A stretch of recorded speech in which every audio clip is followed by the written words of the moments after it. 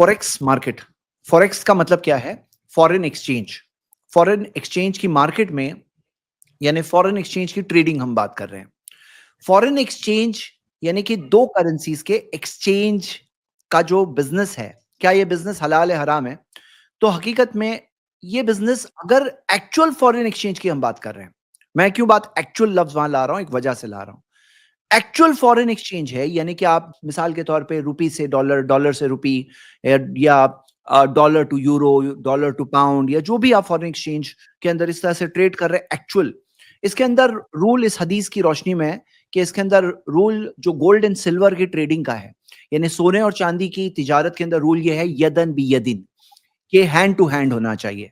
फैदिक तलफत हाजिहिल असनाफ फबी उकैफा शीतुम, नबी सल्लल्लाहु अलैहि वसल्लम ने फरमाया, अगर इन चीजों में अगर फर्क हो तो फिर जैसा चाहो ट्रेडिंग करो। वही इजा काना यदन भी यदिन, चाहे तब तक जब तक हाथों हाथ हो। यानी क्या? यानी क्या? ये सोने और चांदी के अंदर अगर इंटरचेंज है, सोना के बदले में चांदी, तो जितना चांदी जितना सोना इंटरचेंज का जो रेट होता है वो कर सकते हैं, लेकिन हैंड टू हैंड होना चाहिए।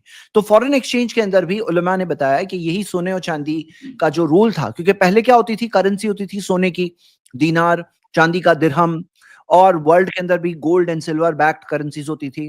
गोल्ड एंड सिल्वर होता था, यानी वो करेंसीज के तौर पे, या प्रेशियस मेटल्स, या वो मेटल को मेल्ट कर दो तो वो उसकी करेंसी होती थी। तो हम देखते हैं कि नबी सल्लल्लाहु अलैहि वसल्लम ने यहाँ पर सोने और चांदी के ताल्लुक से जो रूल दिया, जो उस वक्त की वहां की करेंसी थी दीनार और दिरहम, तो अल्लाह के रसूल सल्लल्लाहु अलैहि वसल्लम ने जो रूल दिया कि ये यदन भी यदन ही करना, हैंड टू हैंड ही कर सकते हैं। यानी इसके अंदर डिले वाला मामला नहीं हो सकता है कि आज मैं पैसे दूं तुम 1 महीने बाद मुझे देना। सोना चांदी के इंटरचेंज के अंदर हाथ तो हाथ ही कर सकते हैं। इसके अंदर बहुत सारी हिकमतें, बहुत सारी वजहें हैं जो हम समझ सकते हैं, हिकमतें, लेकिन अल्लाह ताला ने जब शरीयत में दिया है तो उसके अंदर हमारे लिए ही बेहतर है। अब यहां पर आपके सामने हदीस है, सालतु बरा इब्न आजिब व ज़ैद इब्न अरकम अन सर्फ। तबई कहते हैं कि मैंने बरा बिन आजिब और जैद बिन अरकम को सर्फ के बारे में, मनी एक्सचेंज के बारे में पूछा। फ़क़ाला कुन्ना ताजिरैनी अला अहदी रसूलिल्लाहि सल्लल्लाहु अलैहि वसल्लम, कि कहते हैं कि हम लोग ताजिर थे नबी सल्लल्लाहु अलैहि वसल्लम के ज़माने में। फ़सालना रसूलुल्लाहि सल्लल्लाहु अलैहि वसल्लम, हमने रसूलुल्लाह सल्लल्लाहु अलैहि वसल्लम से पूछा, अनिस सर्फ़ी, सर्फ के ताल्लुक से, यानी कि मनी एक्सचेंज के ताल्लुक से। देखते हैं ना सर्राफ लिखा होता है मनी एक्सचेंजर को, गल्फ में देखते हैं। तो अनिस सर्फ, फ़क़ाला इन काना यदन बियदिन फला बास, नबी सल्लल्लाहु अलैहि वसल्लम ने कहा अगर हैंड टू हैंड है तो कोई प्रॉब्लम नहीं है। व इन काना नसान फला यसलुहु, अगर डिले है यानी कि ताखीर है तो फिर वो चीज सही नहीं है। तो हम ये देखते हैं, ये बेसिक रूल आ गया। अब यहां पर हमारे जमाने में जो फॉरेक्स की जो मार्केट है, तो एक होता है ऑफलाइन एक्सचेंज, यानी कि आप ऑफलाइन एक्सचेंज के अंदर जो फॉरेक्स के ट्रेडर्स होते हैं, जो डीलर्स होते हैं, उनके पास जाओ कि आप जाके यूरो खरीद रहे हो, डॉलर खरीद रहे हो वगैरह। तो ये चीज के अंदर, ऑफलाइन एक्सचेंज के अंदर ये चीज होती है यदन भी यदन, और फिजिकल करेंसी आपके पास आ रही है। अब कोई कहे आप फिजिकल करेंसी क्यों बोल रहे हो, एक वजह से बोल रहा हूं मैं, आप थोड़ा आगे हम देखेंगे तो आपको पता चलेगा। तो फिजिकल करेंसी आपके हाथ में आ रही है, मतलब करेंसी है, तो फिर नो प्रॉब्लम, हाथ तो हाथ है। आपने लेके रख दिया डॉलर्स, आपको ऐसा लग रहा है डॉलर लेके रख दिया। अच्छा बात मैं आपको बताऊं, ये मैं आमतौर पे दीनी शरई तौर पे बता रहा हूं। इंडिया के अंदर अगर आपको करेंसी लेकर रखना है तो उसके अंदर जो लिमिटेशन है, जो गवर्नमेंट लिमिटेशंस, वो देख के आपको करना पड़ेगा, यानी लिमिटेशंस के हिसाब से आपको काम करना होगा। कानूनी एतबार से कोई इलीगल चीज नहीं करनी है। लेकिन जहां तक इस्लामिक शरीयत का रूल क्या है, क्या ऐसे करेंसी लेकर के आदमी रख सकता है? हाँ, रख सकता है, रख सकता है। करेंसी एतबार से अगर कोई डॉलर्स लेके रख दिया, पाउंड्स लेके रख दिया, इन्वेस्टमेंट अच्छा है बुरा है, वो फवाज भाई ने बताया कि इन्वेस्टमेंट के एतबार से वो कह रहे हैं कि रेट तो इसका इतना ही बड़ा, यानी कि खास रिटर्न्स इसके अच्छे नहीं दिख रहे हैं। ये फॉरेक्स मार्केट में लोग क्या करते हैं अच्छे रिटर्न्स आने के लिए, मैं अभी आपको थोड़ी देर में बताता हूं। तो यहां पर ऑफलाइन एक्सचेंज के अंदर ये चीज तो जायज है, हलाल है।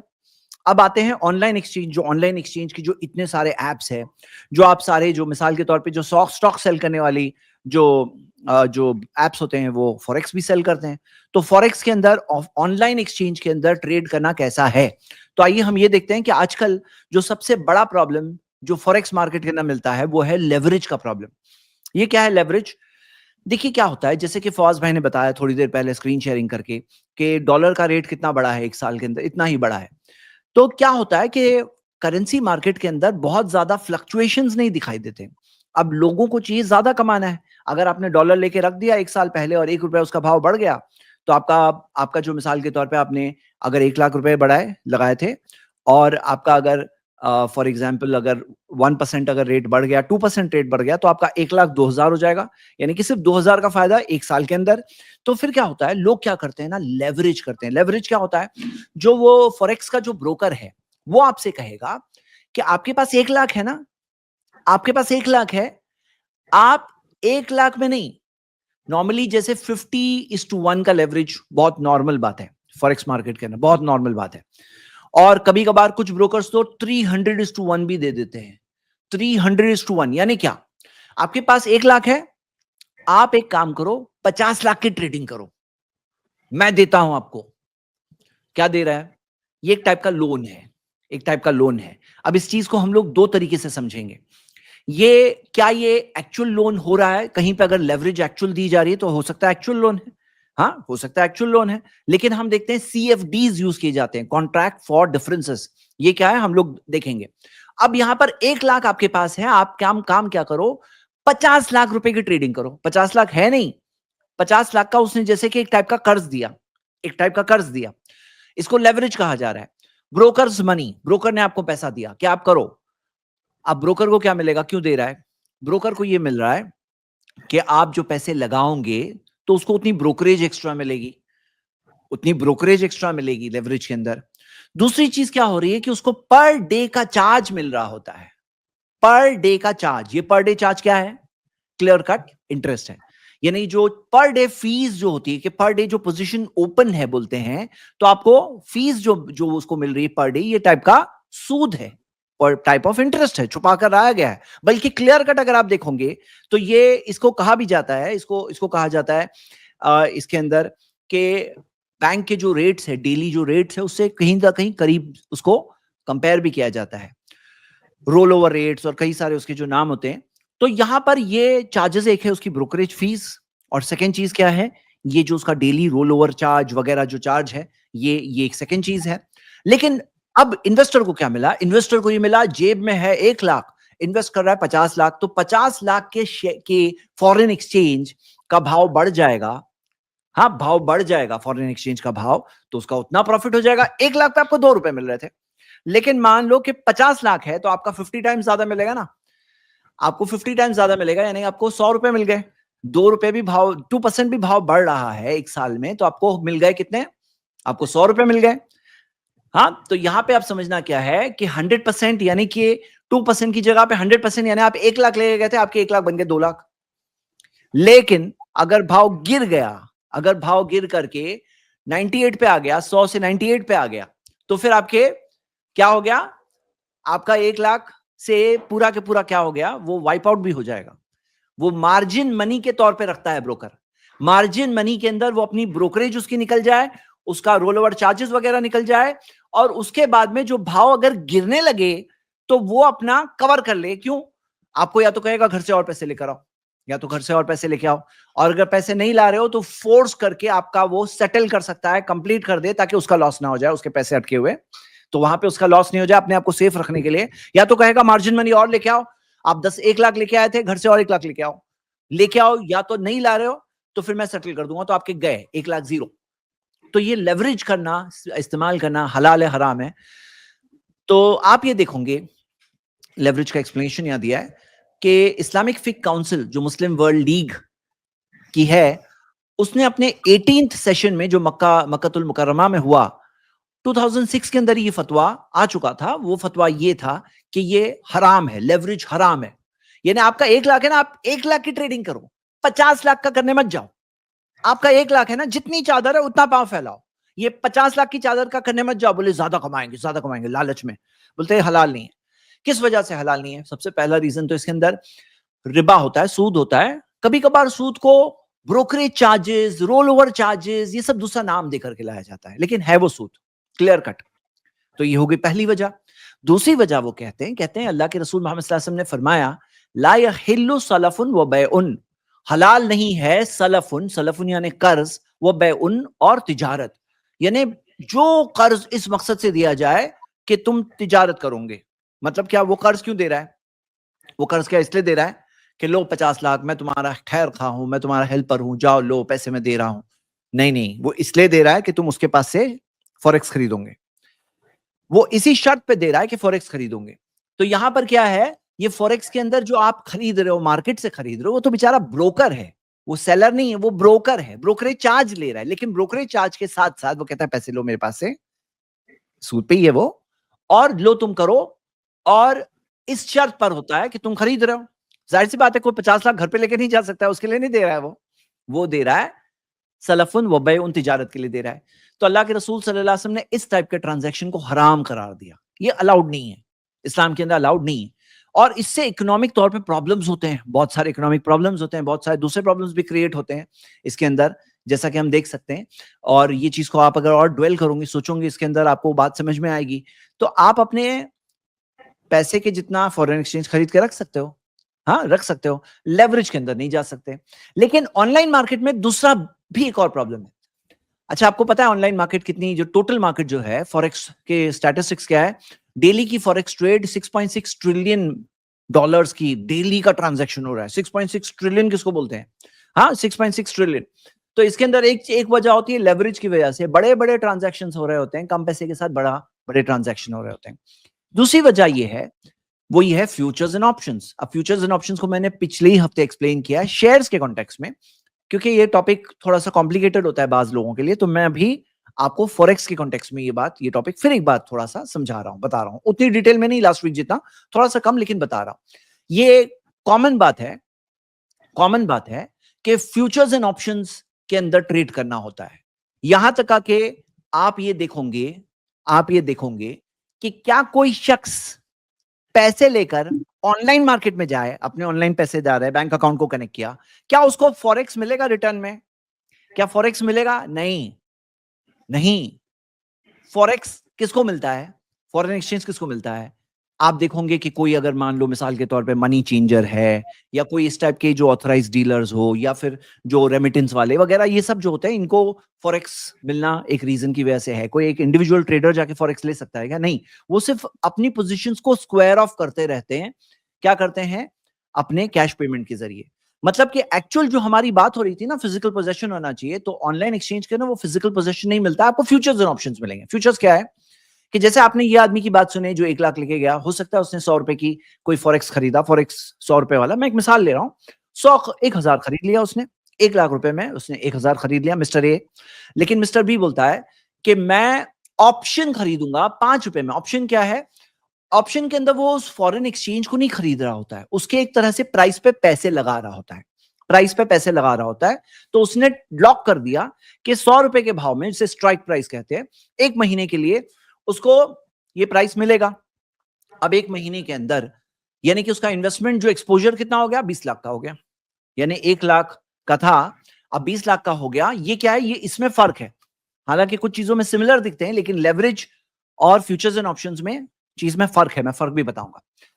ये जो होता है futures and options time bound होते हैं, लेवरेज जो है टाइम बाउंड नहीं होता है। फ्यूचर्स एंड ऑप्शंस क्या होते हैं? टाइम बाउंड, 1 महीने का ऑप्शन मिला, यानी क्या मिला? 1 महीने में आपके पास इख्तियार है, ऑप्शन है कि आप 100 रुपए में फला फला करेंसी खरीद सकते हो 1 महीने तक। अब वो 1 महीने में हो सकता है 102 हो जाएगा, हो सकता है 102 हो जाएगा, हो सकता है 98 हो जाएगा। तो अगर मान लीजिए वो 1 महीने के अंदर 100, मैं मिसाल के तौर पर बता रहा हूं, मान लो 110 हो गया, ऐसा होता नहीं है, लेकिन मिसाल के तौर पर 110 अगर हो गया, तो वो जिसने फिजिकल इन्वेस्ट किया था उसका क्या हो रहा है? उसका 1,10,000 हो गया, 1 लाख का पैसे 1,10,000 हो गए। लेकिन ये इस शख्स का जिसने ऑप्शन खरीदा, अब उसके पास 22 लाख की इन्वेस्टमेंट वैल्यू हो गई, और अब वो 5-5 रुपए में जो ऑप्शन खरीदा था उसका चार्ज भी तो पे करना होगा। हालांकि चार्जेस इस तरह से नहीं होते हैं, ये मैं सिर्फ एग्जाम्पल सिर्फ समझाने के लिए बता रहा हूं। तो आप ये देखोगे कि मान लो मिसाल के तौर पे 5 रुपीज, हाँ 5 रुपीज का ऑप्शन खरीदा, हाँ, और 20,000 का एक्सपोजर उसका हो गया, यानी कि 22 लाख हो गई उसकी वैल्यू। तो 2 लाख का नफा हुआ था, लेकिन 1 लाख तो उसने खर्च किया था ना ये ऑप्शन खरीदने में, वो गया तो 1 लाख का प्रॉफिट हो गया उसका। यहां पर मिस्टर ए ने 10,000 कमाया, वहीं पर उसी मार्केट सिचुएशन में मिस्टर बी ने 1 लाख कमा लिया। क्या खरीद करके? ऑप्शन। ऑप्शन क्या है? ऑप्शन फॉरेक्स नहीं हुआ, वो फॉरेक्स के भाव पे पैसे लगाए हैं कि ये भाव, जो ये फॉरेक्स का भाव है, ये प्राइस जो है इस फॉरेक्स का, ये प्राइस अगर बढ़ गया तो उसने 100 रुपए पे भाव लगाया है, उसको 100 रुपए में मिलेगा, प्रॉफिट हो जाएगा। लेकिन अगर गिर गया किसी भी वजह से, तो फिर उसके पैसे गए, उसके पैसे उसके अंदर गए। क्यों गए? क्योंकि देखो यहां पर अगर लॉस हुआ, सपोज करो 90,000, 90 रुपए हो गया। फॉरेक्स मार्केट में इतना बड़ा फ्लक्चुएशन नहीं आता है, लेकिन जस्ट समझने के लिए हम समझ रहे हैं। इसके अंदर सपोज करो 90 रुपए हो गया, तो फिर जो उसने फिजिकल इन्वेस्टमेंट लगाया था उसका तो 90,000 की वैल्यू हो गई, 10,000 के फॉरेक्स का लॉस हो गया, भाव गिरे हुए। तो हम उसको क्या कहेंगे? रुको, अभी मत बेचो, थोड़ा होल्ड करो, जब बढ़ जाएंगे तब बेचना। इसका रियल टर्म्स में लॉस नहीं होगा, वेट करना पड़ेगा। हो सकता है कभी लॉस भी हो जाए। लेकिन मिस्टर बी का मामला क्या है? उन्होंने तो एक ही महीने के लिए भाव खरीदा था, वो टाइम बाउंड होता है, options and futures time bound होते हैं। तो अब क्या हो गया, जब वो टाइम बाउंड तरीके पर एक महीने के लिए खरीदे हैं, तो अब क्या होगा, उनको वो एक महीने में ऑप्शन एक्सरसाइज करना होगा। 90 रुपए में तो खरीदेंगे नहीं, तो फिर क्या होगा, जीरो, उन्होंने खरीदा नहीं, ऑप्शन को जाने दिया, वेस्ट जाने दिया। अब उसके उनके पूरे के पूरे 1 लाख रुपए गए, पूरे के पूरे 1 लाख गए। ये फ्यूचर्स एंड ऑप्शंस का काम होता है। ये ऑप्शंस का हमने देखा, ऑप्शन में इख्तियार होता है, फ्यूचर्स के अंदर इख्तियार भी नहीं होता है। फ्यूचर्स में तो फोर्स है कि तुम्हें खरीदना ही पड़ेगा। इसी वजह से फ्यूचर्स का चार्ज कम होता है, उसके अंदर ब्रोकरेज चार्ज देना पड़ता है, तो ब्रोकरेज चार्ज जाएगा और खरीदना ही पड़ेगा। यानी कि खरीद करके पूरे 2 लाख रुपए लॉस होंगे, और साथ में ब्रोकरेज जो जो चार्जेस है वो अलग जाएंगे। तो फ्यूचर्स एंड ऑप्शंस के बारे में फतवा क्या है? उलमा के फतावे है कि फ्यूचर्स एंड ऑप्शंस टोटली हराम है। तो फॉरेक्स मार्केट के अंदर आपको या तो लेवरेज मिलेगा जिसमें टाइम नहीं होता है, लेकिन उसके अंदर क्या होता है कि पर डे आप चार्ज दे रहे होते हैं, लेवरेज का चार्ज दे रहे होते हैं पर डे बेसिस पर। और फ्यूचर्स एंड ऑप्शंस जो टाइम बाउंड होते हैं, एक टाइम बाउंड गैम्बल है। तो फिर वो चीज, दोनों के दोनों फॉर्मेट क्या है? हराम है। दोनों के दोनों फॉर्मेट क्लियर कट हराम है। अब आते हैं हम देखते हैं contracts for differences. Contract for differences क्या होते हैं? ये एक टाइप का लेवरेज है और एक टाइप का फ्यूचर्स एंड ऑप्शन है, मतलब एक टाइप का ऑप्शन है। क्या हो रहा है कि वो ब्रोकर थोड़ी रियल पैसे लगा रहा है, वो तो बस डिफरेंस जो होगा, डिफरेंस देना पड़ेगा। इन रियलिटी इसके अंदर ओनरशिप नहीं होती है वो फॉरेक्स की। ये क्या है? वो फॉरेक्स की ओनरशिप नहीं होती है उसके अंदर रियलिटी में। आपको मैं एक सिंपल मिसाल देता हूं समझने के लिए। एक होता है ना कसीनो या कोई गैम्बलिंग डेन, तो वो कसीनो के ओनर बहुत कमाते हैं। कसीनो के जो ओनर होते हैं ना, वो बहुत कमाते हैं। गवाते कौन है? वहां पे जो गैम्बलर्स आते हैं ना, वो गवाते हैं। तो यहां पर ये जो एक्सचेंजेस होते हैं ना, ये जो एक्सचेंजेस होते हैं जिसके जरिए फॉरेक्स के ट्रेड हो रहा है, या वो जो एप्स होते हैं जो उसके जरिए जो फॉरेक्स का ट्रेड हो रहा है, वो ऐप वो कसीनो की तरह हुए। उसके अंदर पैसे आकर लोग लगाते हैं, फ्यूचर्स में, ऑप्शंस में, लेवरेज के साथ ट्रेडिंग करते हैं। और फिर उसके अंदर वो जो ये सीएफडीज जो होते हैं, कॉन्ट्रैक्ट्स फॉर डिफरेंसेस के अंदर, वो एक्सचेंज के साथ वो एक टाइप का जुआ कर रहे हैं। भाव बढ़ गया तो जीत गए, भाव गिर गया तो हार गए। इस टाइप का एक जुआ होता है। अब बहुत सारे लोग इस बात पे ऑब्जेक्शन उठाएंगे, बोलेंगे नहीं नहीं, हमारी स्टडी है, ये बहुत जुआ नहीं है। भाई आपको पता है कि जुआ खेलने वाले लोग भी कई बार जुआ की जो चीजें होती है ना, जो घोड़े पे जुआ लगाते हैं, बोले नहीं घोड़े का परफॉर्मेंस देख रहे हैं, जो जो टीम्स पे लगाते हैं पैसे, ये टीम का परफॉर्मेंस हम ले रहे हैं। जुआ जो बेटिंग होती है उसके अंदर भी कई बार कुछ ऐसी स्टडीज होती है। लेकिन फैक्ट क्या है? रियल लाइफ ऐसे नहीं चलती है। ये इन रियल लाइफ ये क्या है?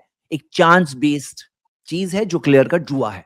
फ्यूचर्स एंड ऑप्शंस भी जुआ है, क्योंकि आपको पता नहीं भाव बढ़ेगा घटेगा, आपको पता नहीं है। आप तो पैसे लगा रहे हो, अब बोले नहीं हमारी स्टडी है, तो आप जो स्टडी वगैरह बेसिस पे लगा रहे हो, तो रूल क्या है? आप वो चीज खरीदो, अपने पोजेशन में लो, फिर बेचो। पोजेशन में लो, ला तभी मलई इंदक, वो बेचो। और आप देखोगे, ये मिसाल के तौर पे सेबी का आर्टिकल है। सेबी ने बताया कि 60,000 करोड़ एक साल के अंदर इंडिया के अंदर लोगों ने फ्यूचर्स एंड ऑप्शंस पे गवाए। फ्यूचर्स एंड ऑप्शंस गैम्बलिंग, ये बिजनेस स्टैंडर्ड का आर्टिकल है। एफएनओ गैम्बलिंग है ये, गैम्बलिंग ऑन एफएनओ। तो इसके ऊपर 60,000 करोड़ इंडियन हाउस होल्ड्स ने गवाए। छोटे इन्वेस्टर्स जो होते हैं ना, वो लोग गवाए। और ये चीज पे सेबी ने एक टाइप का अलार्म भी रेस किया। तो हम ये देखते हैं। जी फौज भाई प्लीज। इस पे मैं एक बात थोड़ी सी ऐड ये करना चाहूंगा। प्रॉब्लम ये है कि अभी आपने बोला ना कि हमारी स्टडी है, हमारा एनालिसिस है, बहुत बहुत बहुत स्ट्रांग, हम हमारे पास टिप्स हैं बहुत। ये लोग नॉर्मली कहते हैं मार्केट में, जो अभी आप आर्टिकल दिखा रहे हैं बिजनेस स्टैंडर्ड्स का, इस जैसे न जाने कितने आर्टिकल्स आपको इंटरनेट पे मिल जाएंगे, और ये रोज के हिसाब से आते हैं। जो लोग बिजनेस चैनल्स को फॉलो करते हैं, सीएनबीसी को और तमाम चीजों को, और ना सिर्फ इंडिया में बल्कि बाहर भी। तो प्रॉब्लम ये है जैद भाई कि जब एक चीज का ट्रेंड बन जाता है किसी भी चीज का ना, लोग बिना स्टडी के, बिना उसको इफ एंड बट जाने, बिना उसके नो हाउ जाने उसमें घुस जाते हैं कि भाई दुनिया कर रही है तो मैं भी करूंगा या मैं भी करूंगी। और प्रॉब्लम ये होती है वहां पर कि जब बिना किसी स्टडी के, बिना this is actually betting, this is actually speculation, nothing else, nothing as good as speculation, nothing as good as betting, ठीक है ना। प्रॉब्लम ये है कि जब इस चीज में बिना किसी स्टडी के, बिना किसी हथियार के आप लड़ाई करने जाएंगे तो what will be the end of the result, क्या उसका प्रॉब्लम क्या रहेगा, आपके सामने सब चीजें मौजूद हैं। तो मेरा कहने का मतलब ये कि जो ट्रेंड चलता है ना मार्केट में, और इसको भी आजकल के जरिए जो सोशल मीडिया मार्केटिंग है, जो डिजिटल मार्केटिंग है, उस पे इन्फ्लुएंसर्स के जरिए, बल्कि उनका नाम हो गया फिनफ्लुएंसर्स, फाइनेंशियल इन्फ्लुएंसर्स, फिनफ्लुएंसर्स करके यूट्यूब पे बकायदा चैनल्स है उनके। मैं आपको बड़ी एक अहमकाना बात बताता हूँ। एक अभी कोई शॉर्ट आया था किसी यूट्यूबर का, उसने बोला कि एक मेरा एफडी का रेट है 6% या 7%। बोले मेरे पास 1 करोड़ रुपए हैं, यानी 1 करोड़ रुपए मैं एफडी में लगाऊंगा तो 6%, ठीक है ना, मुझे कितना मिला साल का, 6 लाख रुपए। बोले अगर मैं 50-50 लाख की 2 एफडी बना लूं 6% की, तो मुझे तो रिटर्न डबल हो गया। मतलब आप कैलकुलेशन देखिए इनकी। अब जो उसको देख रहा है उसको ना कैलकुलेशन मालूम है, यानी कि वो 1 करोड़ में 6% और 50-50 लाख पे 6% के हिसाब से तो डबल उसने कैलकुलेशन कर लिया। यानी कि बिना किसी स्टडी के, बिना किसी रिसर्च के, बिना किसी नो हाउ के, और पब्लिक उसको सुन रही है, पब्लिक बेवकूफी में जो है अपना पैसा बिना किसी स्टडी के, बिना किसी चीज के लगा लेती है, और रिजल्ट हमारे सामने है। It's a huge amount, 60,000 crore एक साल में गवा देना, it's a very huge amount. ठीक है, तो ये चीज मैं थोड़ा सा यहाँ पर लाना चाह रहा था लाइट में। सही बात है, सही बात है। तो अगर इस बारे में हम देखते हैं ना, ये जो दुनिया है, ये वाली दुनिया कौन सी, फ्यूचर्स एंड ऑप्शंस की दुनिया, इसके अंदर एक और चीज होती है जिसे शॉर्ट सेलिंग वो कहते हैं। आमतौर पे क्या होता है, कोई चीज बेचने के लिए खरीदना जरूरी होता है कि खरीदो फिर बेचो, लेकिन ये दुनिया के अंदर ये होता है कि आप पहले बेच सकते हो, पहले बेच दो। हाँ, पुट पुट ऑप्शन, तो बेच दिए फिर बाद में खरीद लेना। तो मतलब क्या, पहले बेच दो, है नहीं, बेच दिए फिर खरीद लो। ये दुनिया में ये भी होता है, इसे शॉर्ट सेलिंग कहते हैं। तो ये क्या है, अल्लाह के रसूल सल्लल्लाहु अलैहि वसल्लम की एक और हदीस के खिलाफ जा रही है। कि नबी सल्लल्लाहु अलैहि वसल्लम ने फरमाया कि वला बैउ मा लैसा इंदक, के जो तुम्हारे पास नहीं है वो नहीं बेचो। और नबी सल्लल्लाहु अलैहि वसल्लम ने फरमाया ला यहिल्लु, नहीं है हलाल। उसके अंदर आगे क्या आता है, वला रिबहु मा लम तज़मन, नफा हलाल नहीं होता जब तक कि तुम्हारे जमानत में नहीं है, पोजेशन में नहीं है। ये भी एक रूल ब्रेक हो रहा है, अबू दाऊद की हदीस है, जिससे हम ये बात के समझ रहे हैं। तो यहां पर इस दुनिया के अंदर ये बात है। और मैं आपको कुछ और इंटरेस्टिंग चीजें बताऊंगा। पता है आपको कि जैसे फौज भाई ने बताया सोशल मीडिया इन्फ्लुएंसर्स वगैरह, इनमें से जो फाइनेंशियल इन्फ्लुएंसर्स जो होते हैं ना, वो कई सारे एप्स प्रमोट करते हैं और प्रोमो कोड देते हैं। बोले मेरा प्रोमो कोड देखो, तुम्हें ये इंसेंटिव मिलेगा, तुम्हें ये चीज मिलेगी, लालच देते हैं। जैसे बेटिंग एप्स लालच देते हैं ना, बेटिंग एप्स के आओ तुम्हें इतना पैसा मिलेगा, ऐसे ही ये सब भी एप्स कुछ ना कुछ लालच देते हैं कि आओ हमारे ऐप में। अब ये देखिए, ये आरबीआई ने लिस्ट पब्लिश की है, आरबीआई की वेबसाइट पे जाकर आप देख सकते हैं, अलर्ट लिस्ट। इसके अंदर 75 एप्स के नाम है, 75 वेबसाइट्स एंड एप्स के नाम है, और इसमें से कुछ की शायद एड्स आपने देखा भी होगा। और ये सब जो है, इनकी वेबसाइट्स एंड ऐप आप देख सकते हो, ये सब बैंड है इंडिया में, इलीगल है। और इसके अंदर से बाज जो है पूरे फ्रॉड भी कर रहे हैं। Government banks bans dozens of illegal betting apps masquerading as e-commerce and forex trading portals। forex trading के नाम में वो होते हैं इलीगल बेटिंग एप्स होते हैं बाज़ औकात, ये एक अलग बात है। हाँ, तो ये 2024 की रिपोर्ट है। और ये जो था 2023 के अंदर, नवंबर के अंदर, आप देखोगे ये सारी पूरी अलर्ट लिस्ट 75 एप्स की आई है। और यानी कि क्या है कि आदमी जो ऐप से ट्रेडिंग कर रहा है, अरे भाई चेक तो करो, मालूम पड़ा कि वो ट्रेडिंग के अंदर क्या होता है, आपने पैसा अपने बैंक अकाउंट से कनेक्ट कर दिया, अब आपके पैसे तो गए, फिर वो दे रहा है आपको थोड़ा नफा दे रहा है ताकि प्रॉफिट से कुछ इंकरेजमेंट होगा आपको। हाँ, फिर आप थोड़े और पैसे लगाओगे, फिर उसके बाद क्या है, ये पहले तो गवर्नमेंट के एतबार से इलीगल है, यहां तक आके आपके ऊपर पेनल्टीज लगाई जा सकती है। कोई बोले मैंने कमाया तो नहीं, कमाए नहीं, तुम्हारा कैपिटल जा सकता है, उससे मेनी टाइम्स और ज्यादा पेनल्टीज लग सकती है, वो एक अलग टॉपिक है। हाँ, वो एक अलग टॉपिक है। और जो फ्रॉड वाले होंगे, जो पैसे लेकर गायब हो जाएंगे, थोड़े पैसे देंगे यहाँ तक आके आप और पैसे लगाओ, फिर उसके बाद पैसे गए, वो एक अलग टॉपिक है। आप जाके कंप्लेन भी नहीं कर सकते हो, क्योंकि गवर्नमेंट ने तो बता दिया आपको कि ये सब के सब फ्रॉडुलेंट और बैंड एप्स है। हाँ, ये सब बैंड है, अनऑथराइज्ड है। फ्रॉडुलेंट मैं नहीं कह रहा हूं, लेकिन अनऑथराइज्ड है, बैंड है। तो ये सब चीजें यहाँ पर हम देखते हैं। मतलब मैं ये सबके सबको फ्रॉडुलेंट नहीं बोल रहा हूं, लेकिन अनऑथराइज जरूर है। आरबीआई की वेबसाइट पे आप देख सकते हैं। और इसके अंदर हम ये देखते हैं कि फॉरेक्स की जो डेरिवेटिव्स का fiasco put spotlight on regulatory risk. यानी क्या हो रहा है कि अब यहां पर क्या हो गया है कि गवर्नमेंट ने फॉरेक्स डेरिवेटिव्स को पर्पस ऑफ हेजिंग से मना कर दिया। पर्पस ऑफ हेजिंग से मना कर दिया, ये यहाँ पर समझने वाली बात है। तो इसके अंदर मैं आपको ये बता दूं, एक मिनट, ये वाला देखिए आरबीआई सर्कुलर है, जिसने क्या किया है कि ये रीसेंट है, ये कब है, जनवरी 2024 का है, यानी इसी साल का है। तो इसके अंदर क्या किया है, गवर्नमेंट ने लिमिट कर दिया है कि ये कौन कौन लोग ट्रेड कर सकते हैं, जो लोगों का कुछ एक इन्वॉल्वमेंट है। जैसे मान लो फॉरेक्स के अंदर आपका बिजनेस है, अब जैसे मिसाल के तौर पे मान लो एक्सपोर्ट बिजनेस है आपका, आपको फॉरेक्स में क्यों डील करना है। सिर्फ ऐसे ही जो स्पेक्यूलेटर्स आकर के करते थे ना, इस चीज पे रिस्ट्रिक्शन है। ये क्यों, ताकि रुपी करेंसी थोड़ी स्टेबल रहे, हमारी रुपी करेंसी स्टेबल रहे। इंडिया के एक और बात है, 4 ही करेंसीज में ट्रेडिंग अलाउड है, 4 जो करेंसी ट्रेडिंग पेयर्स जो इंडिया में अलाउड है, ये आप 5paisa.com से देख सकते हो, या तो यूरो, पाउंड, येन और डॉलर। लेकिन इसके अंदर भी प्योरली स्पेक्यूलेटिव पर्पसेस के लिए उसको रोका गया है, यानी कि आपका कुछ रीजन है तो उसके अंदर कर सकते हैं। बाकी फिजिकल फॉर ये तो क्या बात है, ये कौन सी वाली मार्केट है, ऑनलाइन वाली मार्केट है, जहां पे आपको फिजिकल करेंसी मिलेगी ही नहीं, तो हमारे लिए रेलेवेंस वहां पर है ही नहीं। हमने ये इसलिए देखा क्योंकि कई लोगों के दिल लचक उठते हैं, कई लोगों के दिलों में आता है कि यार फॉरेक्स मार्केट में सुनने में आता है कि पैसे सिर्फ $100 लेके गए और इतने बड़े करोड़पति बन गए।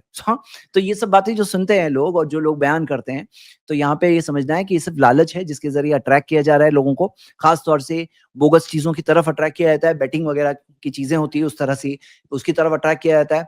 और ये जो हमने देखा लेवरेज का कंसेप्ट देखा रॉन्ग है, हमने डेरिवेटिव्स का कंसेप्ट देखा उसके अंदर रॉन्ग है। तो अगर यही चीज है, फिजिकल पोजेशन नहीं है, तो आप ट्रेड नहीं कर सकते, आपका दिल उसमें नहीं आना चाहिए, चाहे दुनिया के 50 फायदे क्यों ना दिख जाए। अच्छा, एक बात ये भी बता दूं कि फॉरेक्स ट्रेडर्स में से कितने परसेंट लूज करते हैं, कुछ स्टडीज ने तो 90% कहा है, कुछ स्टडीज ने 90% किया। ये यूरोप की एक स्टडी है जिसके अंदर 72.2% कहा।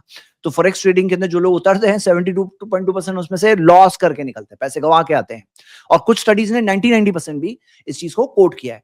तो हम ये देखते हैं कि ये है इस चीज के बारे में एक छोटा सा इंट्रोडक्शन, और मैंने आपके सामने। फौज भाई, आप कुछ बताना चाहेंगे इस टॉपिक पे मजीद?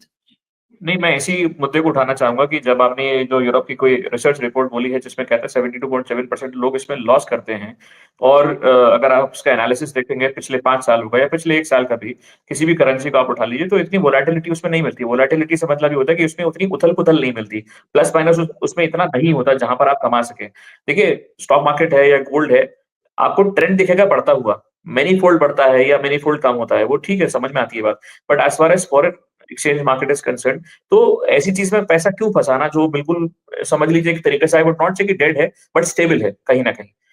इल्ला ये कि कोई कंट्री की करेंसी उसकी इनस्टेबिलिटी की वजह से बाय व्हाटसोएवर रीजन कम हो जाए, गिर जाए, बढ़ जाए, वो एक पता लगा, वो एक एक्सेप्शन हो गया पूरी बात का। जनरली नॉर्मली अगर आप देखेंगे तो पिछले 5-10 सालों में स्टेबिलिटी है, ज्यादा फर्क नहीं है। तो इतना पैसा लगा करके और वो अगर आपको मतलब रिटर्न भी अगर आपको 1-2% का मिल रहा है, that is below your inflation rate. Inflation rate भी 5.87 का इन्फ्लेशन रेट है। जिस दर से महंगाई बढ़ रही है, जिस तरह से आपका जो है वो चीजें महंगी होती जा रही है, तो अगर आप वो आपका जो इन्वेस्टमेंट का रिटर्न है अगर आपको बीट नहीं कर पा रहे हैं उस चीज को, तो मेरी तरफ से तो बिल्कुल भी रिकमेंडेशन नहीं है इन्वेस्टमेंट के ताल्लुक से। मतलब फौज भाई इन्वेस्टमेंट पॉइंट ऑफ व्यू से बता रहे थे, मैंने कुछ इस्लामिक पॉइंट ऑफ व्यू बताया और इसके लिमिटेशंस बताए। तो इन शॉर्ट हम इस मार्केट को रेकमेंड नहीं कर रहे हैं। देखिए, तिजारत स्ट्रीम के अंदर हम लोगों को सोल्यूशंस बताते हैं, हलाल अल्टरनेटिव्स बताते हैं, लेकिन जो बोगस चीजें उसमें वार्न करना भी हमारा एक फर्ज बनता है कि देखो ये चीजों में बचना है आपको। और जैसे मैंने फेक एप्स बताया, या फिर सॉरी अनऑथराइज एप्स बताया, उसमें से बाज फेक है, बाज बेटिंग है, बाज अनऑथराइज है प्योरली। तो ये चीज भी जानना जरूरी है। और इसके अंदर शरीयत में क्या चीज हराम है, देखिए ऐसा होता है ना, बाज लोग बस कोई चीज में बस जंप लगाते, जंप, और जाल लालच उनको ड्राइव करती है, पैसा फलाने इतना कमा लिया, और उस चीज में डायरेक्टली अंदर चले जाते हैं और फिर बहुत पैसे अपने गवाते हैं। तो इससे एक बात थी जो वार्निंग के तौर पर आप सबके सामने रखी गई। चलिए अब हम डिस्कशन स्टार्ट करते हैं। मैं देख रहा हूँ माशाल्लाह कई गेस्ट इसमें आए हुए हैं।